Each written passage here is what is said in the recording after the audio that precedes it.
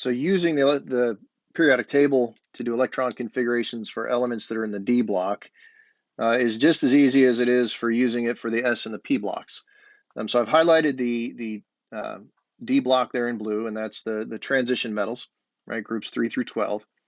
And I just want to do an electron configuration for scandium, which has 21 electrons.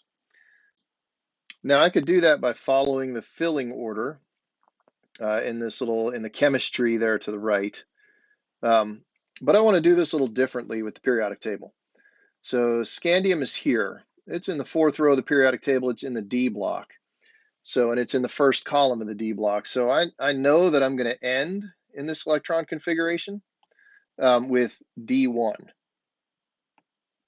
Now, you might be tempted to say 4D1, but let's go all the way through here. So we would go 1s2, 2s2, right? 1s2, 2s2,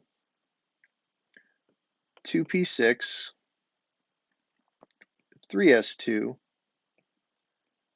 3p6, 4s2, and then what comes after 4s2? We go all the way back, and now we're at 3d1.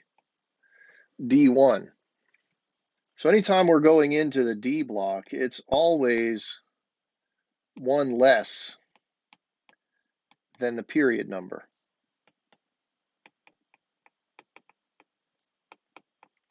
All right, scandium is in period 4, but the last sublevel to fill is 3D1.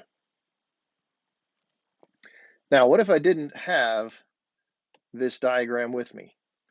Well, I could still kind of work my way through the periodic table as if it were a game board, right? So here's 1s1, 1s2.